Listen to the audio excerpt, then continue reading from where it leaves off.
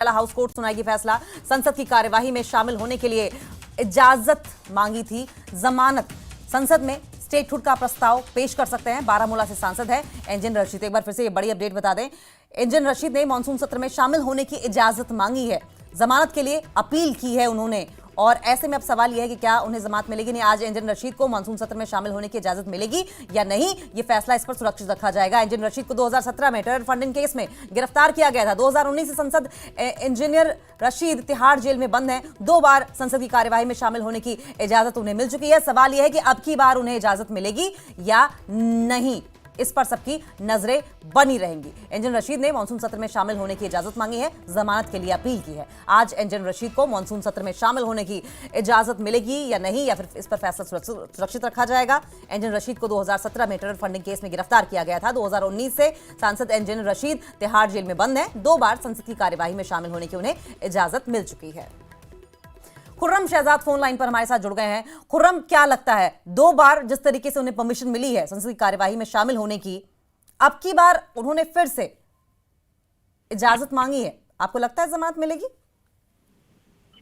देखिए, काफी ज्यादा संभावना है कि उनको जमानत जो है वो आज मिल सकती है, क्योंकि दिल्ली हाई कोर्ट से 2 मरतबा उनको पार्लियामेंट जाने की इजाजत मिली है। और जिस तरीके की बहस जो है वो 15 जुलाई को देखने में आई थी, उसमें वाज़ेह तौर पर जो NIA है उसकी तरफ से ये कहा गया था कि उनको अंतरिम जमानत तो बिल्कुल ना दी जाए, लेकिन कस्टडी पैरोल को लेकर जो है वो सीधे तौर पर एक तरह का नर्म रुख था। और कस्टडी पैरोल को लेकर भी जो इंजीनियर रशीद के वकील है वो ये अपील कर रहे थे कोर्ट से कि उन पर जो ट्रैवल एक्सपेंसेस हैं, क्योंकि वो काफी ज्यादा होते हैं, लाखों में होते हैं, तो वो ना लगाए जाएं, बल्कि उनको इससे अलग रखा जाए। लेकिन NIA की तरफ से कहा गया था कि अगर उनको कस्टडी पैरोल दी जाती है तो उन पर ट्रैवल एक्सपेंसेस लगाए जाने चाहिए। लेकिन क्योंकि 2 मरतबा दिल्ली हाई कोर्ट से उनको पहले ही पार्लियामेंट जाने की इजाजत मिल चुकी है, और पटियाला हाउस कोर्ट की तरफ से भी एक बार उनको हल्फ लेने के लिए और दूसरी बार उनको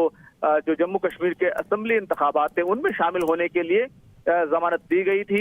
एक बार कस्टडी पैरोल दी गई, एक बार अंतरिम जमानत जो है उनको दी गई थी। तो काफी ज्यादा इम्कान है कि उनको जमानत दी जा सकती है। लेकिन ऐसा भी है कि अगर उनको जमानत नहीं मिलती है तो ये भी वाज़ेह है कि दिल्ली हाई कोर्ट में ये पूरा मामला जाएगा, और वहां पर एक बार फिर इंजीनियर रशीद के वकील आपको वहां पर अपनी दलीलें रखते हुए दिखाई देंगे। लेकिन आज जो फैसला आना है और जिस तरीके की बहस हुई है, जो खासतौर से बुनियाद बनाई गई कि 4 बार उनको जमानत मिल चुकी है, उन्होंने किसी भी शर्त का उल्लंघन जो है वो नहीं किया है और तमाम शराइत को पूरा किया है। और इंजीनियर रशीद ने जिस तरीके से एक प्रेस रिलीज जारी की पार्टी की ओर से कि वो जम्मू कश्मीर के स्टेटहुड का इशू वो पार्लियामेंट में उठाएंगे, तो ये काफी ज्यादा इम्कान है कि उनको जमानत मिल जाए। अगर हम आपसे समझना चाहें खुर्रम कि कस्टडी पैरोल और इंटरिम बेल अगर दोनों में से कुछ भी अवार्ड की जाती है एंजन रशीद को, तो क्या कुछ सहूलियतें हैं, क्या टर्म्स एंड कंडीशंस होती हैं? देखिए, अगर अंतरिम बेल मिलती है तो इंजीनियर रशीद वो जेल से बाहर रहेंगे, उनको रोज जेल नहीं जाना होगा। लेकिन अगर कस्टडी पैरोल उनको अगर मिलती है तो वो जेल की जो सिक्योरिटी है वहां से वो कस्टडी में आएंगे पार्लियामेंट, और शाम को दोबारा फिर वो जेल चले जाएंगे। तो जब तक उनको इजाजत रहेगी तब तक वो जेल से सीधे पार्लियामेंट आते रहेंगे। 1 महीने का लंबा जो वक्त है, 21 बैठकें जो है, 21 सेशंस जो है वो पार्लियामेंट में होने हैं।